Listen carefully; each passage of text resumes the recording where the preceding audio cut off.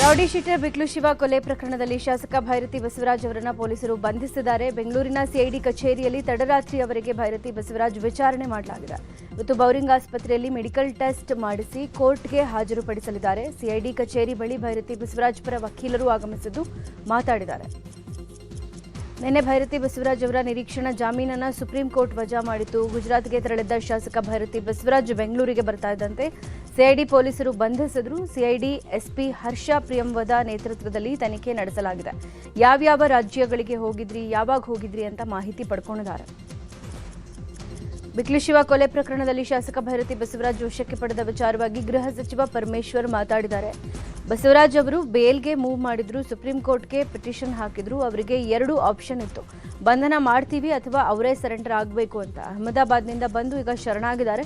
ಮುಂದಿನ ಕ್ರಮ ಕಾನೂನಿನ ಅನ್ವಯ ಆಗುತ್ತೆ ಅಂತ ಹೇಳಿದ್ದಾರೆ. ಬಸವರಾಜ್ ಅವರು ಬೇಲ್ಗೆ ಮೂವ್ ಮಾಡಿದ್ರು, ಹೈಕೋರ್ಟಲ್ಲಿ ರಿಜೆಕ್ಟ್ ಆಗಿತ್ತು. ಮತ್ತು ಅವರು ಸುಪ್ರೀಂ ಕೋರ್ಟಿಗೆ ಬೇಲಿಗೋಸ್ಕರ ಹಾಕಿದರು. ನಿನ್ನೆ ದಿವಸ ಸುಪ್ರೀಂ ಕೋರ್ಟಿಗೆ ಅವರು ಪಿಟಿಷನ್ ಫೈಲ್ ಮಾಡಿದರು. ಸುಪ್ರೀಂ ಕೋರ್ಟು ಅದನ್ನು ರಿಜೆಕ್ಟ್ ಮಾಡಿದೆ. ರಿಜೆಕ್ಟ್ ಮಾಡಿದ ಮೇಲೆ ಅವರಿಗೆ ಇರ್ತಕ್ಕಂಥದ್ದು 2 ದಾರಿ. ಒಂದು, ನಾವು ಅರೆಸ್ಟ್ ಮಾಡ್ತೀವಿ, ಪೊಲೀಸ್ನವ್ರು ಅರೆಸ್ಟ್ ಮಾಡ್ತಾರೆ ಅನ್ನೋವಂಥದ್ದು. ಎರಡನೇದು, ಅವರೇ ಬಂದು ಸರೆಂಡರ್ ಆಗಬೇಕು. ಈಗ ಅವರೇ ಬಂದು ಅಹಮದಾಬಾದ್ನಿಂದ ಬಂದು ಸರೆಂಡರ್ ಆಗಿದ್ದಾರೆ.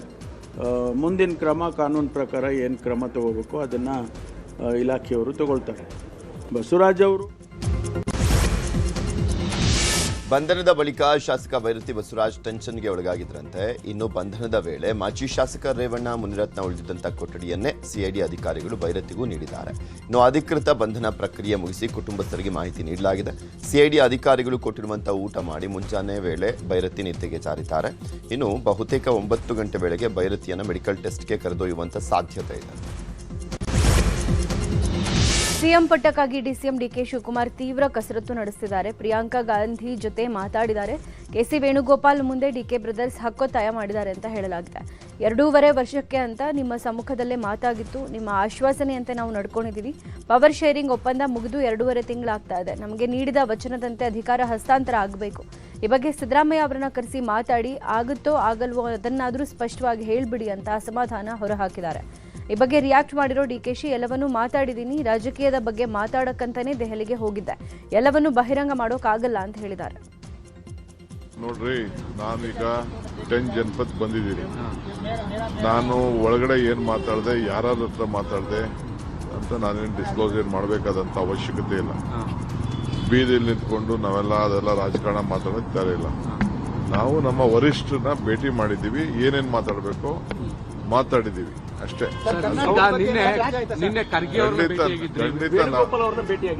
ಖಂಡಿತ ನಾನು ಬಂದ ಮೇಲೆ ಎಲ್ಲಾ ವಿಚಾರನೂ ತಿಳಿಸ್ಲೇಬೇಕಲ್ಲ, ಎಲ್ಲಾ ವಿಚಾರಗಳನ್ನ ಮಾತಾಡಿದ್ದೀನಿ, ಏನ್ ಬೇಕು ಮಾತಾಡಿದ್ದೀನಿ. ಅದನ್ನ ನಾನು ಪಬ್ಲಿಕ್ ಅಲ್ಲಿ ನಾನೆಲ್ಲ ಮಾತಾಡಕ್ಕೆಲ್ಲ ಆಗಲ್ಲ. ಬಂದ ಮೇಲೆ ಅವೆಲ್ಲ ನಾವು ನಾವೆಲ್ಲ ಏನು ಹೇಳಕ್ಕೆ ಅಂತ ನಾನು ಬಂದಿರೋದೇ ರಾಜಕಾರಣ ಮಾಡ್ಲಿಕ್ಕೆ. ಎಲ್ಲಾ ವಿಚಾರನ ಮಾತಾಡದೆ ಬರೀ ಸುಮ್ಮನೆ ಇಲ್ಲಿ ಬಂದು ಈ ಗಾಳಿ ಕುಡ್ಕೊಂಡು ಹೋಗಿ ಬಂದಿದೀವ. ನಾವು ಏನೇನ್ ಬೇಕೋ ನಾವು ಮಾತಾಡಿದೀವಿ, ಕಾಲ ಎಲ್ಲದಕ್ಕೂ ಉತ್ತರ ಕೊಡ್ತದೆ. ಚಿನ್ನಸ್ವಾಮಿ ಸ್ಟೇಡಿಯಂನಲ್ಲಿ ಕ್ರಿಕೆಟ್ ಆಯೋಜನೆ ಬಗ್ಗೆ ಗ್ರೀನ್ ಸಿಗ್ನಲ್ ನೀಡಲಾಗಿದೆ. ಸಿಎಂ ನೇತೃತ್ವದಲ್ಲಿ ನಡೆದಂತಹ ಸಂಪುಟ ಸಭೆಯಲ್ಲಿ ಗೃಹ ಸಚಿವ ಪರಮೇಶ್ವರ್ ವಿಷಯ ಪ್ರಸ್ತಾಪವನ್ನು ಮಾಡಿದರು. ಆ ಬಳಿಕ ಚಿನ್ನಸ್ವಾಮಿಯಲ್ಲಿ ಪಂದ್ಯ ಆಯೋಜನೆಗೆ ಅನುಮತಿ ನೀಡಲಿಕ್ಕೆ ನಿರ್ಧಾರವನ್ನು ಮಾಡಲಾಯಿತು. ಕೆಲವು ಷರತ್ತುಗಳೊಂದಿಗೆ ಸರ್ಕಾರ ಅನುಮತಿ ನೀಡಿದ್ದು, ಕ್ರೀಡಾಂಗಣದಲ್ಲಿ 35,000 ಒಳಗಡೆ ಮಾತ್ರ ವೀಕ್ಷಕರಿಗೆ ಅವಕಾಶ ಕಲ್ಪಿಸಬೇಕು. ಐಪಿಎಲ್ ಉದ್ಘಾಟನಾ ಪಂದ್ಯ ಆಯೋಜನೆಗೂ ಅವಕಾಶ ನೀಡಿದ್ದು, ಉನ್ನತ ಮಟ್ಟದ ಕಮಿಟಿಯ ಶಿಫಾರಸಿನ ಆಧಾರದ ಮೇಲೆ ಅವಕಾಶ ಕಲ್ಪಿಸಲಾಗಿದೆ. 3 ಹಂತದಲ್ಲಿ ಕ್ರೀಡಾಂಗಣದ ಮಾರ್ಪಾಡಿಗೆ ಸೂಚನೆ ಕೊಡಲಾಗಿದ್ದು, ಈಗಾಗಲೇ ಮೊದಲ ಹಂತದ ಕಾಮಗಾರಿ ಶುರು ಮಾಡಲಾಗಿದೆ. ಕುನ್ನಾ ವರದಿಯಲ್ಲಿನ ಶಿಫಾರಸಿನಂತೆ ಕ್ರೀಡಾಂಗಣ ಮಾರ್ಪಾಡು ಮಾಡಬೇಕು. ಪಂದ್ಯದ ಜೊತೆಗೆ 2 ಮತ್ತು 3ನೇ ಹಂತದ ಕಾಮಗಾರಿ ಮಾಡಬೇಕು ಅಂತ ಷರತ್ತು ಹಾಕಲಾಗಿದೆ. ಐಪಿಎಲ್ ಪಂದ್ಯಗಳನ್ನು ಆಯೋಜಿಸಲಿಕ್ಕೆ ಅನುಮತಿ ನೀಡಬಹುದು ಅಂತ ಎಕ್ಸ್ಪರ್ಟ್ ಕಮಿಟಿ ವರದಿಯನ್ನು ಕೊಟ್ಟಿತ್ತು. ವರದಿಯ ಆಧಾರದ ಮೇಲೆ ಸಚಿವ ಸಂಪುಟ ಸಭೆ ನಿರ್ಧಾರವನ್ನು ಮಾಡಿದೆ. ಐಪಿಎಲ್ ಜೊತೆಗೆ ಮೂಲಸೌಕರ್ಯ ಕಾಮಗಾರಿಗಳು ನಡೆಯಬೇಕು. ತಜ್ಞರ ಸಮಿತಿ ಕಾಮಗಾರಿಗಳನ್ನು ಮಾನಿಟರಿಂಗ್ ಮಾಡಲಿದೆ. ಕಾಲಕಾಲಕ್ಕೆ ಪ್ರಗತಿ ವರದಿ ಪಡೆಯಲಿದ್ದಾರೆ. ಆಸನಗಳ ವ್ಯವಸ್ಥೆಯ ಬಗ್ಗೆಯೂ ಕೂಡ ಸಮಿತಿ ಪರಿಶೀಲನೆಯನ್ನು ಮಾಡಲಿದೆ. ಅಭಿಮಾನಿಗಳ ಸಂಖ್ಯೆಗೆ ಅನುಗುಣವಾಗಿ ಸ್ಟ್ಯಾಂಡ್ಗಳಿಗೆ ಅನುಮತಿ ನೀಡಲಾಗಿದೆ. ಆದರೆ ಕೆಸಿಎ ನೀಡಿರುವಂತಹ ಭರವಸೆಗಳನ್ನು ಪಾಲಿಸದಿದ್ದರೆ ಅನುಮತಿ ಬಗ್ಗೆ ಪುನರ್ ಪರಿಶೀಲನೆ ಮಾಡಲಿಕ್ಕೆ ನಿರ್ಧಾರವನ್ನು ಮಾಡಲಾಗಿದೆ. ಇನ್ನು ಸಂಪುಟ ಸಭೆ ಬಳಿಕ ಮಾತನಾಡಿರುವಂತಹ ಸಚಿವ ಪರಮೇಶ್ವರ್ IPL ಮ್ಯಾಚ್ ಆಯೋಜನೆಗೆ KSCA RCB ಮನವಿಯನ್ನ ಮಾಡಿತು. ಈ ಬಗ್ಗೆ ಕ್ಯಾಬಿನೆಟ್ನಲ್ಲಿ ಚರ್ಚೆಯನ್ನು ಮಾಡಿದ್ದೇವೆ. ಪುನಃ ವರದಿ ಪ್ರಕಾರ ಎಲ್ಲವನ್ನ ಸರಿಪಡಿಸಲಿಕ್ಕೆ ಹೇಳಿದ್ದೇವೆ. ಸಮಿತಿ ರೆಕಮೆಂಡೇಶನ್ ಆಗಿದೆ. ವರದಿಯ ಆಧಾರದ ಮೇಲೆ ಕ್ಯಾಬಿನೆಟ್ ಒಪ್ಪಿಗೆಯನ್ನ ಕೊಟ್ಟಿರುವಂತದ್ದು. ಗೃಹ ಇಲಾಖೆಗೆ ಜವಾಬ್ದಾರಿಯನ್ನು ನೀಡಿದ್ದಾರೆ ಅಂತ ಹೇಳಿದ್ದಾರೆ. ಮಾರ್ಚ್ನಲ್ಲಿ IPL ಪ್ರಾರಂಭ ಆಗುತ್ತೆ.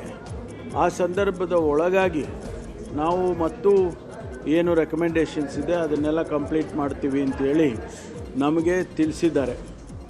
ಆ ಆಧಾರದ ಮೇಲೆ ಇವತ್ತು ಕ್ಯಾಬಿನೆಟ್ಟು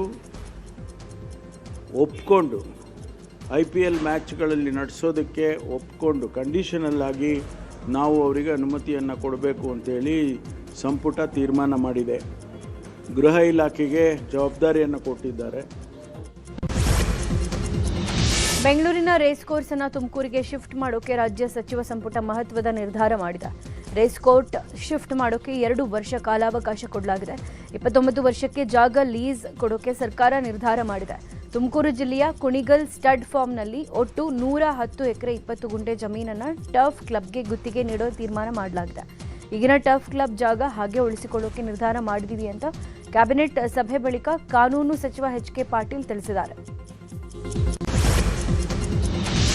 ಹಾವೇರಿಯಲ್ಲಿ ನಾಳೆ ನಡೆಯಬೇಕಾಗಿದ್ದಂಥ ಸರ್ಕಾರದ ಸಾಧನಾ ಸಮಾವೇಶಕ್ಕೆ ಅಪಶಕುನ ಎದುರಾಗಿದೆ. ಕಾಂಗ್ರೆಸ್ ಸರ್ಕಾರದ ಸಾಧನಾ ಸಮಾವೇಶದ ಪೆಂಡಾಲ್ ಉರುಳಿ ಬಿದ್ದಿದೆ. ಖಾಸಗಿ ಸುದ್ದಿವಾಹಿನಿಯ ಕ್ಯಾಮರಾಮನ್ ತಲೆಗೆ ತೀವ್ರ ಪೆಟ್ಟಾಗಿದೆ. ಪೆಂಡಾಲ್ ಕುಸಿತದಿಂದ ಸ್ಥಳದಲ್ಲೇ ಇದ್ದಂಥ ಓರ್ವ ಪೊಲೀಸ್ ಸಿಬ್ಬಂದಿ ಕಾಲಿಗೂ ಗಾಯವಾಗಿದೆ. ಭೂ ಗ್ಯಾರಂಟಿ ಸಮರ್ಪಣಾ ಹೆಸರಿನಲ್ಲಿ ಸಾಧನಾ ಸಮಾವೇಶ ಮಾಡಲಾಗ್ತಾ ಇದ್ದು ಹಾವೇರಿಯ ಅಜ್ಜಯ್ಯನ ಗುಡಿ ಹತ್ತಿರ ಸಮಾವೇಶದ ವೇದಿಕೆ ಹಾಕಲಾಗಿದೆ. ಸಚಿವ ಶಿವಾನಂದ ಪಾಟೀಲ್ ವೀಕ್ಷಣೆ ವೇಳೆ ಅಪಘಾತ ಸಂಭವಿಸಿದೆ. ಚನ್ನಪಟ್ಟಣ ನಗರಸಭೆಯ ಅಧ್ಯಕ್ಷ ಸ್ಥಾನದ ಚುನಾವಣೆ ಇವತ್ತು ನಡೆಯಲಿದೆ. 8 ತಿಂಗಳ ಅವಧಿಗೆ ಚುನಾವಣೆ ನಡೆಯಲಿದ್ದು ರೇವಣ್ಣ ಹಾಗೂ ನಾಗೇಶ್ ಅನ್ನೋರ ಜೊತೆಗೆ ಹಲವರು ಮಂದಿ ಪೈಪೋಟಿಯಲ್ಲಿದ್ದಾರೆ ಅನ್ನೋ ಸುಳಿವಿದೆ. ಬೆಳಗ್ಗೆ 11ಕ್ಕೆ ಚುನಾವಣೆ ನಡೆಯಲಿದ್ದು ಮಧ್ಯಾಹ್ನದ ವೇಳೆಗೆ ಅಧ್ಯಕ್ಷರು ಯಾರು ಅನ್ನೋದು ಗೊತ್ತಾಗುತ್ತೆ. 2 ದಿನಗಳ ಕಾಲ ಬಾಗಲಕೋಟೆ ಜಿಲ್ಲಾ ಪ್ರವಾಸದಲ್ಲಿರುವಂತಹ ಬಿಜೆಪಿ ರಾಜ್ಯಾಧ್ಯಕ್ಷ BY ವಿಜಯೇಂದ್ರಗೆ ಜಮಖಂಡಿಯಲ್ಲಿ ಅದ್ದೂರಿ ಸ್ವಾಗತ ಸಿಕ್ಕಿದೆ. ಸಂಜೆ ಜಮಖಂಡಿ ನಗರಕ್ಕೆ ವಿಜಯೇಂದ್ರ ಆಗಮಿಸ್ತಾ ಇದ್ದಂತೆ ಬಿಜೆಪಿ ಕಾರ್ಯಕರ್ತರು ಕಬ್ಬಿನ ಬೃಹತ್ ಹಾರವನ್ನು ಕ್ರೇನ್ ಮೂಲಕ ಹಾಕಿ ಸ್ವಾಗತವನ್ನು ಮಾಡಿದರು. ಆ ಬಳಿಕ ತೆರೆದ ವಾಹನದಲ್ಲಿ ಪ್ರಮುಖ ಬೀದಿಗಳಲ್ಲಿ ಮೆರವಣಿಗೆಯನ್ನು ಮಾಡಿತು. ಬಳಿಕ ರಾಮ್ಜಿ ಕಾರ್ಯಕ್ರಮದಲ್ಲಿ ಭಾಗಿಯಾದರು. ಮಂಡ್ಯ ಜಿಲ್ಲೆ ಮದ್ದೂರು ನಗರಸಭೆಗೆ ಗ್ರಾಮ ಪಂಚಾಯಿತಿಗಳ ಸೇರ್ಪಡೆ ಖಂಡಿಸಿ ಗ್ರಾಮಸ್ಥರು ಪಂಜಿನ ಮೆರವಣಿಗೆ ಮಾಡಿದ್ದಾರೆ. ಮದ್ದೂರಿನ ಸೋಮನಹಳ್ಳಿ, ಗೊರವನಹಳ್ಳಿ, ಗೆಜ್ಜಲಗೆರೆ ಹಾಗೂ ಚಾಮನಹಳ್ಳಿ ಪಂಚಾಯಿತಿಯನ್ನ ಮದ್ದೂರು ನಗರಸಭೆ ವ್ಯಾಪ್ತಿಗೆ ಸೇರಿಸಲಾಗಿತ್ತು. ಹೀಗಾಗಿ ಇದನ್ನು ವಿರೋಧಿಸಿರುವ ಗ್ರಾಮಸ್ಥರು ಮದ್ದೂರಿನ ಶಿವಪುರದಿಂದ IB ಸರ್ಕಲ್ವರೆಗೂ ಪಂಜಿನ ಮೆರವಣಿಗೆ ಮಾಡಿ ಆಕ್ರೋಶ ವ್ಯಕ್ತಪಡಿಸಿದರು. ಅಲ್ಲದೆ ನಗರಸಭೆಗೆ ವ್ಯಾಪ್ತಿಯಿಂದ ಪಂಚಾಯಿತಿಯನ್ನ ಕೈಬಿಡುವಂತೆ ಗ್ರಾಮಸ್ಥರು ಒತ್ತಾಯಿಸಿದ್ದಾರೆ. SSLC ಫಲಿತಾಂಶ ಕುಸಿದರೆ DDPI BOಗಳೇ ಹೊಣೆ ಅಂತ ತುಮಕೂರು ಜಿಲ್ಲಾಧಿಕಾರಿ ಶುಭ ಕಲ್ಯಾಣ್ ಖಡಕ್ ಸೂಚನೆಯನ್ನು ಕೊಟ್ಟಿದ್ದಾರೆ. ಪೂರ್ವ ಸಿದ್ಧತಾ ಪರೀಕ್ಷೆಯಲ್ಲಿ 30% ಫಲಿತಾಂಶ ಕಡಿಮೆ ಬಂದರೆ ಮುಖ್ಯ ಶಿಕ್ಷಕರಿಗೆ ನೋಟಿಸ್ ನೀಡಲಾಗುತ್ತೆ ಅಂತ ಪರೀಕ್ಷಾ ಸಿದ್ಧತೆ ಕುರಿತ ಸಭೆಯಲ್ಲಿ ಅಧಿಕಾರಿಗಳಿಗೆ DC ತರಾಟೆಗೆ ತೆಗೆದುಕೊಂಡಿದ್ದಾರೆ. 2 ಶೈಕ್ಷಣಿಕ ಜಿಲ್ಲೆಯಲ್ಲಿ 100% ಫಲಿತಾಂಶ ಗುರಿ ಇರಬೇಕು. ಪ್ರತಿದಿನ ಬೆಳಗ್ಗೆ 6 ಗಂಟೆಯಿಂದಲೇ ತರಗತಿ ನಡೆಸುವಂತೆ ಸೂಚನೆಯನ್ನು ಕೊಡಲಾಗಿದೆ. ಅಟ್ಲೀಸ್ಟ್ 50%ಗಿಂತ ಕಡಿಮೆ ಪಾಸ್ ಆಗಿರುವ ಶಾಲೆಯಲ್ಲಿ ಇದನ್ನು ಸೀರಿಯಸ್ ಆಗಿ ತೆಗೆದುಕೊಂಡು ಕೆಲಸ ಮಾಡಬೇಕು ಅಂತ HMಗಳಿಗೆ ಹೇಳಿದ್ದೀವಿ. ಮತ್ತು ಎಲ್ಲ ಶಾಲೆಯ ಸಬ್ಜೆಕ್ಟ್ ಟೀಚರ್ಸ್ ಕೂಡ ಇದನ್ನು ನಾವು ಹೇಳಿದ್ದೀವಿ. ಅದನ್ನು ಕೂಡ ಮ್ಯಾನೇಜ್ ಮಾಡಲಿಕ್ಕೆ ಸಂಬಂಧಪಟ್ಟ BOಗಳಿಗೆ ಹೇಳಿದ್ದೀವಿ. ಈಗಾಗಲೇ KDP ಸಭೆಯಲ್ಲಿ ನಮ್ಮ ಜಿಲ್ಲೆಯ ಉಸ್ತುವಾರಿ ಸಚಿವರಾದ ಡಾಕ್ಟರ್ G. ಪರಮೇಶ್ವರ್ ಸರ್ ಅವರು ಹೇಳಿದ್ದಾರೆ, BOಗಳು ಸಂಪೂರ್ಣ ಜವಾಬ್ದಾರಿ ತಗೋಬೇಕು, ಒಳ್ಳೆ ರಿಸಲ್ಟ್ಸ್ ಬರಬೇಕು. ಚಿಕ್ಕನಾಯಕನಹಳ್ಳಿಯಲ್ಲಿ ಹೋದ ವರ್ಷ ಒಳ್ಳೆ ರಿಸಲ್ಟ್ಸ್ ಬಂದಿದೆ, ಅದೇ ರೀತಿಯಲ್ಲಿ ಎಲ್ಲ ತಾಲೂಕಲ್ಲಿ ಕೂಡ ಬರಬೇಕು ಅಂತ ಹೇಳಿದ್ದಾರೆ. ಅಟ್ಲೀಸ್ಟ್ 50%. ಶಿವಮೊಗ್ಗದಲ್ಲಿ ಮಾಜಿ DCM KS ಈಶ್ವರಪ್ಪ ವಿವಾದಾತ್ಮಕ ಹೇಳಿಕೆ ಕೊಟ್ಟಿದ್ದಾರೆ. ಶರಾವತಿ ಪಂಪ್ಡ್ ಸ್ಟೋರೇಜ್ ವಿರೋಧಿ ಪ್ರತಿಭಟನೆಯಲ್ಲಿ ಮಾತನಾಡಿದ ಈಶ್ವರಪ್ಪ, ಯಾವನು ಈ ಯೋಜನೆ ಮಾಡೋಕೆ ಬರ್ತಾನೋ ಅವನ ಹೆಣ ತೆಗಿತೀವಿ ಅಂತ ಹೇಳಿದ್ದಾರೆ. ಸ್ವಾಮೀಜಿ ಹೆಣದ ಮೇಲೆ ಯೋಜನೆ ತರೋದಲ್ಲ ಅಂತ ಹೇಳಿರುವ ಈಶ್ವರಪ್ಪ, ಸರ್ಕಾರ ಶರಾವತಿ ಪಂಪ್ಡ್ ಸ್ಟೋರೇಜ್ ಯೋಜನೆಯನ್ನ ಯಾವುದೇ ಕಾರಣಕ್ಕೂ ಜಾರಿಗೊಳಿಸೋಕೆ ಬಿಡೋದಿಲ್ಲ ಅಂತ ಹೇಳಿದ್ದಾರೆ. ನಮ್ಮ ಬಿಸಿಲು ನೆರಳು ನಾವು ನೋಡೋ ಪ್ರಶ್ನೆ ಇಲ್ಲ, ಯಾವ ಕಾರಣಕ್ಕೂ ಕೂಡ. ಗುರುಜಿ, ನೀವು ಹೆಣದ ಮೇಲೆ ಕಾರ್ಯಕ್ರಮ ಅಂತ ಹೇಳ್ತೀವಿ, ನಾವು ನಿಮ್ಮ ಹೆಣದ ಮೇಲೆ ಮಾಡಕ್ ಬಿಡಲ್ಲ. ಯಾವನ್ ಮಾಡಕ್ ಬರ್ತಾನಲ್ಲ ಅವನ್ ಹೆಣ ತೆಗಿತೀವಿ. ಅರ್ಥ ಆಯ್ತಾ? ನಿಮ್ಮಂತ ಪವಿತ್ರವಾದ ಸ್ವಾಮಿಗಳು ಧರ್ಮವನ್ನು ಉಳಿಸ್ಬೇಕು, ದೇಶವನ್ನು ಉಳಿಸ್ಬೇಕು ಅಂತ ನೀವು ಹೊರಟಿರಂತ ಸಂದರ್ಭದಲ್ಲಿ ನಿಮ್ಮ ಹೆಣದ ಮೇಲೆ ಈ ಯೋಜನೆ ಆಗಕ್ ಬಿಡೋದಿಲ್ಲ. ಯಾರು ಇದನ್ನ ಮಾಡಕ್ ಹೊರಟಿದ್ದಾರೋ ಅಂತ ಸರಿಯಾದ ಬುದ್ಧಿಯನ್ನ ನಾವು ಕಳಿಸ್ತೀವಿ. ಖಂಡಿತ ನಾವೆಲ್ಲರೂ ಕೂಡ ಈ ಒಂದು ಪರಿಸರಕ್ಕಾಗಿ ನಾವು ಅಂತ ಹೋರಾಟ ಮಾಡ್ಕೊಂಡೇನೆಲ್ಲ ಹೊರಟಿದ್ದಾರೆ. ಅಲ್ಲಿಂದ ಬಂದಿಯಾರೆಲ್ಲ ನಮ್ಮ ಸ್ನೇಹಿತರು. ನೀವು ಹಾಸನ ಜಿಲ್ಲೆ ಬೇರೆ ಬೇರೆ ಕಡೆಯಿಂದ ಬಂದಿದ್ದೀರಾ. ನಿಜಕ್ಕೂ ಕೂಡ ಧಾರವಾಡದಿಂದ ಬಂದಿದ್ದೀರಾ, ಬೆಳಗಾವಿಯಿಂದ ಬಂದಿದ್ದೀರಾ. ನಿಮ್ಮೆಲ್ಲರಿಗೂ ತುಂಬಾ ಸ್ಪಷ್ಟವಾಗಿ ಹೇಳ್ತೇವೆ, ನಿಮ್ ಜೊತೆಗೆ ಪೂರ್ಣ ಶಿವಮೊಗ್ಗ ಜಿಲ್ಲೆ ಜನ ಕೈ ಜೋಡಿಸ್ತೇವೆ. ತುಮಕೂರಲ್ಲಿ ಬೆಚ್ಚಿ ಬೀಳುವಂತ ಘಟನೆಯೊಂದು ನಡೆದಿದ್ದು, ಜ್ಯೋತಿಷಿಯ ಮಾತು ನಂಬಿದಂತ ಮಗಳು ತಾಯಿಯನ್ನೇ ಕೊಲೆ ಮಾಡಿದ್ದಾಳೆ. ತುಮಕೂರು ತಾಲೂಕಿನ ಅನುಪನಹಳ್ಳಿಯಲ್ಲಿ 55 ವರ್ಷದ ಪುಷ್ಪಾವತಿ ಎಂಬುವರನ್ನ 33 ವರ್ಷದ ಮಗಳು ಸುಚಿತ್ರಾ ಕೊಲೆಯನ್ನು ಮಾಡಿದ್ದಾಳೆ. ಸುಚಿತ್ರಾ ತುಮಕೂರು ನಗರದ ಶ್ರೀನಗರದಲ್ಲಿ ತನ್ನ ಗಂಡನೊಂದಿಗೆ ವಾಸವಿದ್ಲು. ಸುಮಾರು 1.5 ವರ್ಷಗಳ ಹಿಂದೆ ಸುಚಿತ್ರಾಳ ತಂದೆ ನಿಧನರಾಗಿದ್ರು. ಈ ಸಾವಿಗೆ ತಾಯಿ ಪುಷ್ಪಾವತಿ ಕಾರಣ ಎನ್ನುವಂಥದ್ರ ಬಗ್ಗೆ ಜ್ಯೋತಿಷಿ ಹೇಳಿದ್ದ ಅಂತ ಹೇಳಲಾಗಿದೆ. ಆನ್ಲೈನ್ ಜ್ಯೋತಿಷಿ ಮಾತನ್ನ ನಂಬಿ ತಾಯಿಯನ್ನೇ ಸುಚಿತ್ರಾ ಕೊಲೆ ಮಾಡಿದ್ದಾಳಂತೆ. ಕ್ಯಾತ್ಸಂದ್ರ ಪೊಲೀಸ್ ಠಾಣೆಯಲ್ಲಿ ಪ್ರಕರಣ ದಾಖಲಾಗಿದೆ. ಯಾದಗಿರಿ ಜಿಲ್ಲೆಯ ಶಹಬಾದ್ ನಗರಸಭೆ ಮಾಜಿ ಅಧ್ಯಕ್ಷೆ ಅಂಜಲಿ ಹಾಗೂ ಎಸ್ಡಿಎ ಕೊಲೆ ಪ್ರಕರಣದ ಇಬ್ಬರು ಪ್ರಮುಖ ಆರೋಪಿಗಳನ್ನು ಯಾದಗಿರಿ ಪೊಲೀಸರು ಬಂಧಿಸಿದ್ದಾರೆ. ಕಳೆದ ವರ್ಷ ನವೆಂಬರ್ 12ರಂದು ಯಾದಗಿರಿ ನಗರದ ಗ್ರೀನ್ ಸಿಟಿ ಲೇಔಟ್ ಬಳಿ ಮಹಿಳಾ ಅಧಿಕಾರಿಯ ಕೊಲೆ ಆಗಿತ್ತು. ಯಾದಗಿರಿ ಪೊಲೀಸರು 5 ಸುಪಾರಿ ಕಿಲ್ಲರ್ಗಳನ್ನು ಬಂಧಿಸಿ ಜೈಲಿಗಟ್ಟಿದ್ರು. ಆದರೆ ಕೊಲೆಗೆ ಸುಪಾರಿ ನೀಡಿದ ಮಿಥುನ್ ಮತ್ತು ಮಹೇಶ್ ಎಂಬ ಪ್ರಮುಖ ಆರೋಪಿಗಳು ತಲೆಮರೆಸಿಕೊಂಡಿದ್ದು ಪರಾರಿಯಾಗಿದ್ರು. ಯಾದಗಿರಿ ನಗರ ಠಾಣೆ ಪಿಎಸ್ಐ ಮಂಜನಗೌಡ ನೇತೃತ್ವದ ತಂಡ ಆರೋಪಿಗಳನ್ನು ಮುಂಬೈನಲ್ಲಿ ಬಂಧಿಸಿದ್ದಾರೆ. ನ್ಯಾಯಾಂಗ ಬಂಧನಕ್ಕೆ ಒಪ್ಪಿಸಲಾಗಿದೆ. ಅಪ್ರಾಪ್ತಿಯ ಅತ್ಯಾಚಾರ ಎಸಗಿದಂತ ಆರೋಪಿ ಮೇಲಿನ ಆರೋಪ ಸಾಬೀತಾದ ಹಿನ್ನೆಲೆಯಲ್ಲಿ ಅಪರಾಧಿಗೆ 20 ವರ್ಷಗಳ ಕಠಿಣ ಜೈಲು ಶಿಕ್ಷೆ ಕೊಡಲಾಗಿದೆ. ಜೊತೆಗೆ 1.5 ಲಕ್ಷ ರೂಪಾಯಿ ದಂಡವನ್ನು ವಿಧಿಸಿ ಕೊಪ್ಪಳ ಹೆಚ್ಚುವರಿ ಜಿಲ್ಲಾ ಹಾಗೂ ಸತ್ರ ನ್ಯಾಯಾಧೀಶರು ಆದೇಶವನ್ನು ಮಾಡಿದ್ದಾರೆ. ಯಲಬುರ್ಗಾ ತಾಲೂಕಿನ ಉಪ್ಪಲದಿನ್ನಿ ಸೀಮಾದ ಹೊಲದಲ್ಲಿ ಕೃಷಿ ಕೆಲಸ ಮಾಡಿಕೊಂಡಿದ್ದಂಥ ಬಾಲಕಿ ಮೇಲೆ ಹುಣಸಿಹಾಳ ಗ್ರಾಮದ ಯಮನಪ್ಪ ಭಜಂತ್ರಿ ಎಂಬ ವ್ಯಕ್ತಿ ಪ್ರೀತಿಯ ನಾಟಕವಾಡಿ ಅತ್ಯಾಚಾರ ಎಸಗಿದ. ಭ್ರಷ್ಟ ಅಧಿಕಾರಿಗಳಿಗೆ ಲೋಕಾಯುಕ್ತ ಶಾಕ್ ಕೊಟ್ಟಿದೆ. ಸೂಪರಿಂಟೆಂಡೆಂಟ್ ಇಂಜಿನಿಯರ್ ಎಚ್ಎಂ ಜನಾರ್ದನ್ ಅವರ ಮನೆ ಮೇಲೆ ಲೋಕ ದಾಳಿ ಮಾಡಿದೆ. ಕರ್ನಾಟಕ ವಸತಿ ಶಿಕ್ಷಣ ಸಂಸ್ಥೆಗಳ ಸಂಘದ ಅಧಿಕಾರಿಯಾಗಿರುವ ಜನಾರ್ದನ್ಗೆ ಸೇರಿದ 6 ಸ್ಥಳಗಳಲ್ಲಿ ಲೋಕಾಯುಕ್ತ ಅಧಿಕಾರಿಗಳು ದಾಳಿ ಮಾಡಿದ್ದಾರೆ. ಆದಾಯಕ್ಕಿಂತ ಶೇಕಡ 216 ಅಧಿಕ ಆಸ್ತಿ ಹೊಂದಿರುವುದು ಪತ್ತೆಯಾಗಿದೆ. ಜನಾರ್ದನ್ 3.2 ಕೋಟಿ ಮೌಲ್ಯದ ಸ್ಥಿರಾಸ್ತಿ ಹೊಂದಿದ್ದಾರೆ. 66 ಲಕ್ಷ ಮೌಲ್ಯದ 34 ಎಕರೆ ಕೃಷಿ ಜಮೀನು, 1.7 ಕೋಟಿ ನಗದು, 7.8 ಲಕ್ಷ ಮೌಲ್ಯದ ಚಿನ್ನಾಭರಣ, 20 ಲಕ್ಷ ಮೌಲ್ಯದ ವಾಹನಗಳು ಪತ್ತೆಯಾಗಿವೆ. ಇನ್ನು ಜನಾರ್ದನ್ ಸ್ನೇಹಿತನ ಮನೆಯಲ್ಲಿ ಕೋಟಿಗಟ್ಟಲೆ ಹಣ ಕೂಡ ಪತ್ತೆಯಾಗಿದೆ. ಸ್ನೇಹಿತನ ಫ್ಲಾಟ್ನಲ್ಲಿ 1.7 ಕೋಟಿ ಹಣ ಪತ್ತೆಯಾಗಿದೆ. ಸದ್ಯ ಮನೆಯಲ್ಲಿ ಲೋಕಾಯುಕ್ತ ಅಧಿಕಾರಿಗಳು ಶೋಧ ಕಾರ್ಯ ಮುಂದುವರೆಸಿದ್ದಾರೆ.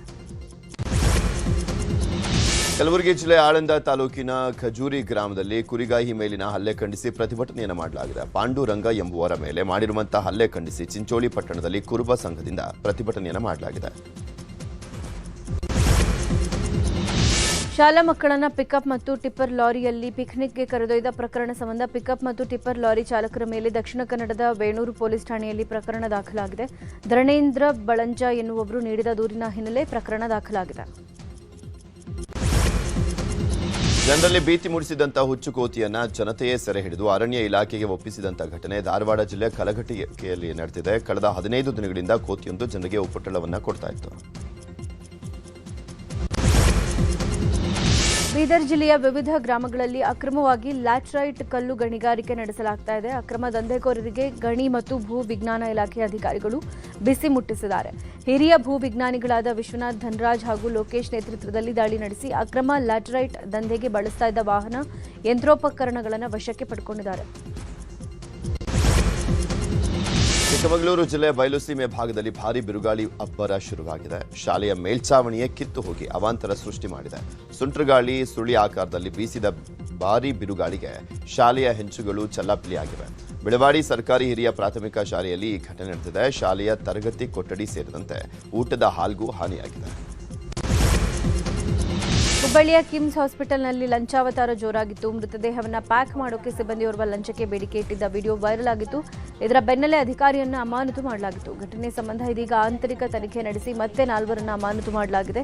ಒಟ್ಟು ಅಮಾನತುಗೊಂಡವರ ಸಂಖ್ಯೆ 5ಕ್ಕೇರಿದೆ. ಇನ್ನು ಹೊರಗುತ್ತಿಗೆ ಆಧಾರದಲ್ಲಿ ಕೆಲಸ ಮಾಡ್ತಾ ಇದ್ದ 5ರನ್ನು ಕೂಡ ಅಮಾನತು ಮಾಡಲಾಗಿದೆ. ಮನೆಯ ಹತ್ತಿರ ನಿಲ್ಲಿಸಿದಂತ ಸೈಕಲ್ ಕಳುವಾಗಿದೆ. ಹುಡುಕಿ ಕೊಡಿ ಅಂತ 6ನೇ ತರಗತಿ ಬಾಲಕಿ ಪೊಲೀಸ್ ಠಾಣೆ ಮೆಟ್ಟಿಲೇರಿದ್ದಾಳೆ. ಚಿತ್ರದುರ್ಗದ ನೆಹರು ನಗರದ ಬಾಲಕಿ ನಿಶ್ಮಿತಾ ಕಳೆದು ಹೋದಂತ ತನ್ನ ಸೈಕಲ್ಗಾಗಿ ಠಾಣೆ ಮೆಟ್ಟಿಲೇರಿದ್ದಾಳೆ.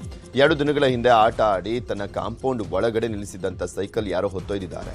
ಬರ್ತ್ಡೇ ಹಿನ್ನೆಲೆಯಲ್ಲಿ ಅಪ್ಪ ನನಗೆ ಸೈಕಲ್ ಗಿಫ್ಟ್ ಕೊಟ್ಟಿದ್ರು, ದಯವಿಟ್ಟು ಸೈಕಲ್ ಹುಡುಕಿ ಕೊಡಿ ಅಂತ ಬಾಲಕಿ ಪೊಲೀಸರ ಬಳಿ ಮನವಿಯನ್ನು ಮಾಡಿಕೊಂಡಿದ್ದಾಳೆ.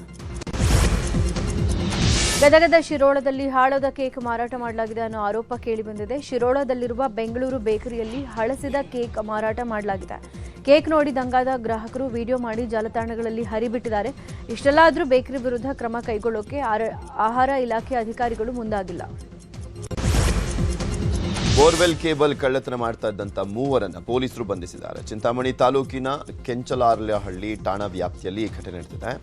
ಬಂಧಿತರನ್ನ ಬಾಬು ಖಾನ್, ಇಂತಿಯಾಜ್, ರಾಜಾ ಅಂತ ಗುರುತಿಸಲಾಗಿದೆ. ಬಂಧಿತರಿಂದ 130 ಮೀಟರ್ ಕೇಬಲ್ ವೈರ್ಗಳನ್ನು ವಶಕ್ಕೆ ಪಡೆಯಲಾಗಿದೆ.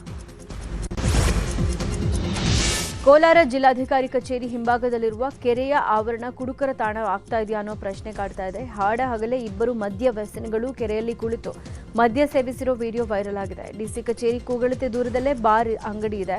ಅಲ್ಲಿ ಮದ್ಯ ಖರೀದಿಸಿ ಕೆರೆಯ ಬಳಿ ಮದ್ಯ ಸೇವನೆ ಮಾಡ್ತಾ ಇದ್ದಾರೆ. ಎಲ್ಲೆಂದರಲ್ಲಿ ಮದ್ಯದ ಬಾಟಲಿಗಳನ್ನು ಎಸೆತಾ ಇದ್ದಾರೆ. ಡಿಸಿ ಕಚೇರಿ ಭದ್ರತಾ ಕಚೇರಿಯ ಸಿಬ್ಬಂದಿ ಎಚ್ಚರ ವಹಿಸಬೇಕು ಅಂತ ಸಾರ್ವಜನಿಕರು ಒತ್ತಾಯಿಸಿದ್ದಾರೆ. ದಾವಣಗೆರೆಯ ಕೇದಾರ ಪೀಠ ಉತ್ತರಾಧಿಕಾರಿಯಾಗಿ ಕಣ್ವಕುಪ್ಪೆ ಮಠದ ಶ್ರೀಗಳ ಹೆಸರು ಘೋಷಣೆ ಆಗಿರುವಂಥದ್ದು. ದಾವಣಗೆರೆ ಜಿಲ್ಲೆ ಜಗಳೂರು ತಾಲೂಕಿನ ಕಣ್ವಕುಪ್ಪೆ ಕೇದಾರ ಪೀಠ ಜಗದ್ಗುರು ಡಾಕ್ಟರ್ ಭೀಮಶಂಕರ ಲಿಂಗ ಶ್ರೀ ಹೆಸರನ್ನು ಘೋಷಣೆ ಮಾಡಲಾಗಿದೆ. ತಮ್ಮ ಪೀಠಾರೋಹಣ ರಜತ ಮಹೋತ್ಸವ ಸಮಾರಂಭದಲ್ಲಿ 100 ಶಿವಾಚಾರ್ಯರು, ಲಕ್ಷಾಂತರ ಭಕ್ತಾದಿಗಳ ಸಮ್ಮುಖದಲ್ಲಿ ಘೋಷಣೆ ಮಾಡಲಾಗಿದೆ. ಕರ್ನಾಟಕ ರಾಜ್ಯ ಮಹಾವಿದ್ಯಾಲಯ ಶಿಕ್ಷಕ ಸಂಘ ಅಬ್ಬಕ್ಕ ರಾಣಿ ಅಟ್ 500 ಕಾರ್ಯಕ್ರಮ ಆಯೋಜನೆ ಮಾಡಲಾಗಿದೆ. ಪುತ್ತೂರಿನ ವಿವೇಕಾನಂದ ಕಲಾ ವಿಜ್ಞಾನ ಮತ್ತು ವಾಣಿಜ್ಯ ಮಹಾವಿದ್ಯಾಲಯದ ಸಹಯೋಗದಲ್ಲಿ ಫೆಬ್ರವರಿ 19ರಂದು ವಿವೇಕಾನಂದ ಕಾಲೇಜು ಆವರಣದಲ್ಲಿ ಅಬ್ಬಕ್ಕ ರಾಣಿ ಅಟ್ 500 ರಾಷ್ಟ್ರೀಯ ವಿಚಾರ ಸಂಕಿರಣ ನಡೆಯಲಿದೆ. ವಿಚಾರ ಸಂಕಿರಣವನ್ನು ಕೇಂದ್ರ ಸಚಿವರಾದ ಶೋಭಾ ಕರಂದ್ಲಾಜೆ ಉದ್ಘಾಟನೆ ಮಾಡಲಿದ್ದಾರೆ ಅಂತ ಹೇಳಿದರು. ಬೇಸಿಗೆ ಪ್ರಾರಂಭವಾಗುವ ಮುನ್ನವೇ ಕುಡಿಯುವ ನೀರಿಗೆ ಹಾಹಾಕಾರ ಶುರುವಾಗಿದೆ. ದಾವಣಗೆರೆ ಜಿಲ್ಲೆ ಜಗಳೂರು ತಾಲೂಕಿನ ಗೊಲ್ಲರಹಟ್ಟಿ ಗ್ರಾಮದಲ್ಲಿ ನೀರಿಗಾಗಿ ಪ್ರತಿಭಟನೆಯನ್ನು ಮಾಡಲಾಗ್ತಾ ಇದೆ. ಕಳೆದ 7-8 ತಿಂಗಳಿನಿಂದ ಗೊಲ್ಲರಹಟ್ಟಿ ಗ್ರಾಮದಲ್ಲಿ ನೀರಿನ ಸಮಸ್ಯೆ ಇದ್ದು, ನೀರಿನ ಸಮಸ್ಯೆ ಬಗೆಹರಿಸಿ ಅಂತ ಗ್ರಾಮಸ್ಥರು ಆಗ್ರಹಿಸಿದ್ದಾರೆ. ಶಿವರಾತ್ರಿ ಜಾತ್ರೆ ಹಿನ್ನೆಲೆ ಮಲೆ ಮಹದೇಶ್ವರ ಬೆಟ್ಟಕ್ಕೆ ಲಕ್ಷಾಂತರ ಭಕ್ತರು ಹೋಗ್ತಿದ್ದಾರೆ. ವಾಹನ ದಟ್ಟಣೆ ನಿಯಂತ್ರಣ ಮಾಡೋಕೆ ಇವತ್ತಿನಿಂದ ಫೆಬ್ರವರಿ 18ರವರೆಗೂ ಮಹದೇಶ್ವರ ಬೆಟ್ಟಕ್ಕೆ ದ್ವಿಚಕ್ರ ಹಾಗೂ ತ್ರಿಚಕ್ರ ವಾಹನಗಳನ್ನು ನಿರ್ಬಂಧ ಮಾಡಲಾಗಿದೆ. ಅನೂರು ತಾಲೂಕು ಕೌದಳ್ಳಿ ಬಳಿ ಪಾರ್ಕಿಂಗ್ ವ್ಯವಸ್ಥೆ ಮಾಡಲಾಗಿದೆ. ಇಲ್ಲಿಂದ ಬೆಟ್ಟಕ್ಕೆ ಬಸ್ಗಳ ವ್ಯವಸ್ಥೆ ಮಾಡಲಾಗಿದ್ದು, ದ್ವಿಚಕ್ರ ಹಾಗೂ ತ್ರಿಚಕ್ರ ವಾಹನದಲ್ಲಿ ಬರುವ ಭಕ್ತರು ಪಾರ್ಕಿಂಗ್ ಮಾಡಿ ಬಸ್ಗಳ ಮೂಲಕ ಬೆಟ್ಟಕ್ಕೆ ತೆರಳಬೇಕು ಅಂತ ಎಸ್ಪಿ ಮುತ್ತುರಾಜು ತಿಳಿಸಿದ್ದಾರೆ. ವಿಜಯನಗರ ಜಿಲ್ಲೆ ಕೊಟ್ಟೂರು ಪಟ್ಟಣದಲ್ಲಿ ಕೊಟ್ಟೂರೇಶ್ವರ ಮಹಾರಥೋತ್ಸವ ಅದ್ದೂರಿಯಾಗಿ ನಡೆದಿದೆ. ಮೂಲ ನಕ್ಷತ್ರದ ವೇಳೆ ರಥೋತ್ಸವ ನಡೆದಿದ್ದು, ಲಕ್ಷಾಂತರ ಭಕ್ತರು ರಥೋತ್ಸವದಲ್ಲಿ ಭಾಗಿಯಾಗಿದ್ದರು. ರಥೋತ್ಸವದಲ್ಲಿ ಭಾಗಿಯಾಗಿ ಭಕ್ತಿ ಭಾವವನ್ನು ನೆರೆದಿದ್ದಾರೆ. ಇವತ್ತಿನಿಂದ 3 ದಿನಗಳ ಕಾಲ ಹಂಪಿ ಉತ್ಸವ ನಡೆಯಲಿದೆ. ಹೊಸಪೇಟೆ, ಕಮಲಾಪುರ, ಹಂಪಿ, ಮಲ್ಪನಗುಡಿ ಟನಲ್ ಸೇರಿದಂತೆ 20 ಕಿಲೋಮೀಟರ್ ವ್ಯಾಪ್ತಿಯಲ್ಲಿ ದೀಪಾಲಂಕಾರ ಮಾಡಲಾಗಿದ್ದು, ವಿಜಯನಗರ ಸಾಮ್ರಾಜ್ಯದ ಗತ ವೈಭವ ಸಾರುವಂತಿದೆ. ರಸ್ತೆಯುದ್ದಕ್ಕೂ ಲೈಟಿಂಗ್ಸ್ ಹಾಕಿ ಪಟಾಕಿ ಸಿಡಿಸಿ ಸಂಭ್ರಮ ಪಟ್ಟಿದ್ದಾರೆ. ಡ್ರೋನ್ನಲ್ಲಿ ಸೆರೆಯಾಗಿರುವ ದೃಶ್ಯ ಕಣ್ಮನ ತಣಿಸುವಂತಿವೆ.